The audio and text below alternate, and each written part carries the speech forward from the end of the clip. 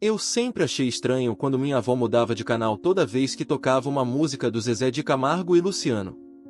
Ela fazia uma cara de desgosto e murmurava algo que eu nunca conseguia entender direito. Durante anos, pensei que era apenas birra de pessoa idosa, daquelas que não gostam de música moderna. Mas estava completamente enganado. Tudo mudou quando encontrei uma caixa velha no sótão da casa da vovó, logo depois que ela partiu. Entre fotografias amareladas e cartas antigas, havia um diário que ela manteve durante décadas. Foi lendo aquelas páginas que descobri uma história que mudou completamente minha visão sobre aquele ódio aparentemente inexplicável. Minha avó, Dona Conceição, tinha apenas 22 anos quando chegou a Goiânia em 1974. Era uma mulher trabalhadora, costureira habilidosa que conseguiu emprego numa pequena confecção no centro da cidade. Ela havia deixado sua cidade natal em Minas Gerais em busca de uma vida melhor, carregando apenas uma mala de roupas e o coração cheio de sonhos. Foi nessa época que ela conheceu seu Francisco, pai do Zezé de Camargo. Ele também havia chegado recentemente à capital goiana com sua família numerosa, fugindo da pobreza que assolava o interior. A família foi para Goiânia, sempre em busca do sonho de seu Chico, o de transformar seus filhos numa dupla, como descobri pesquisando sobre a vida do cantor. Segundo o diário da vovó, seu Francisco era um homem carismático, com um sorriso que iluminava qualquer ambiente. Ele trabalhava de dia como pedreiro e à noite tocava sanfona em bares pequenos para complementar a renda. Foi num desses bares que minha avó o conheceu. Ela conta que ficou encantada não apenas com a música, mas com o jeito sonhador dele de falar sobre o futuro dos filhos da música.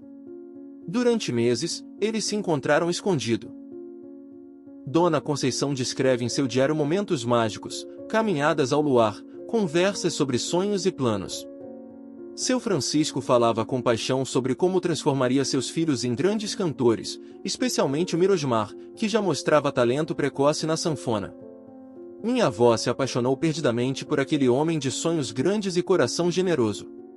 Mas a vida tinha outros planos. Num domingo de março de 1975, seu Francisco apareceu na pensão onde minha avó morava. Estava diferente, com os olhos vermelhos e as mãos tremendo. Contou que sua esposa, Dona Helena, havia descoberto sobre os encontros. A família inteira estava em crise, e ele precisava fazer uma escolha. Minha avó escreve que nunca esqueceu as palavras dele naquele dia. Seu Francisco disse que a amava, mas que não podia abandonar os filhos pequenos, especialmente numa situação tão difícil.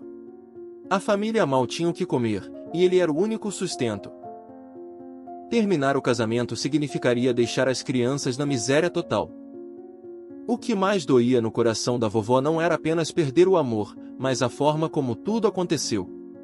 Em 1974, a família foi para Goiânia, e foi justamente nesse período turbulento que ela se envolveu emocionalmente com seu Francisco.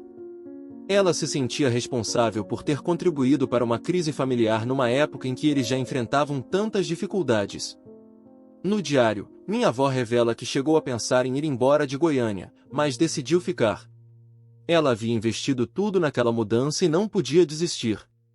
Durante anos, ocasionalmente cruzava com seu Francisco pela cidade.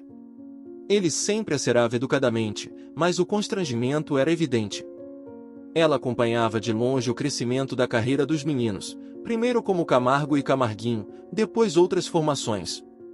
O que realmente partiu o coração da vovó foi descobrir, anos depois, que seu Francisco contava para os amigos uma versão diferente da história.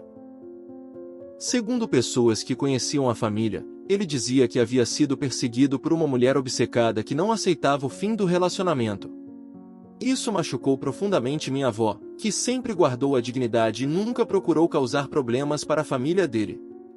Quando Zezé de Camargo finalmente conseguiu o sucesso com o irmão Luciano, com o primeiro disco lançado em 1991, o hit É o Amor estourou, minha avó assistiu a tudo com sentimentos contraditórios. Por um lado, ficava feliz pelo sucesso do filho de seu Francisco, lembrando-se dos sonhos que ele nutria. Por outro lado, cada música, cada aparição na televisão, trazia de volta memórias dolorosas daquele amor perdido. Ela escreve que nunca conseguiu ouvir É o Amor sem se lembrar das promessas que seu Francisco fazia sobre o futuro. Dizia que quando os meninos fizessem sucesso, ele seria um homem diferente, mais livre para viver seus próprios sonhos. Mas quando isso finalmente aconteceu, ela já estava longe da vida dele, carregando sozinha as lembranças daquele amor impossível. O mais tocante no diário da vovó é uma entrada de 1992. Ela escreve que viu seu Francisco numa entrevista na televisão, falando sobre a família e o sucesso dos filhos. Ele estava mais velho, com cabelos grisalhos, mas ainda tinha aquele sorriso que ela tanto amara. Naquele momento, ela finalmente entendeu que havia tomado a decisão certa ao não insistir no relacionamento. A família dele estava unida e próspera, e isso era mais importante que sua própria felicidade. Mas o ódio que eu percebia não era realmente contra o Zezé de Camargo.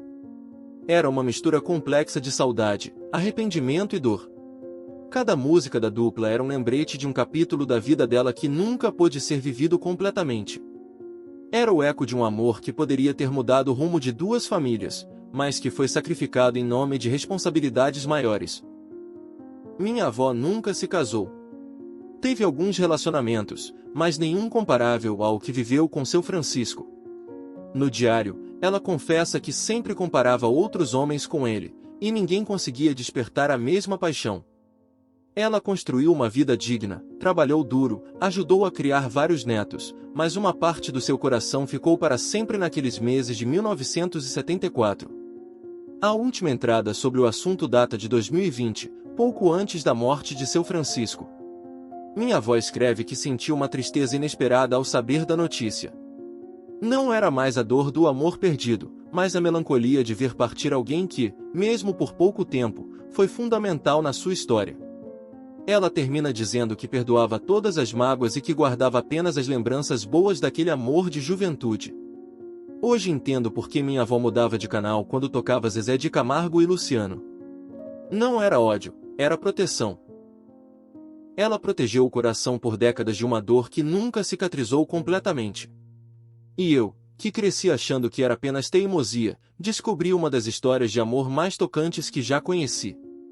Uma história que se escondeu atrás da fama e do sucesso, mas que moldou para sempre o coração de uma mulher extraordinária.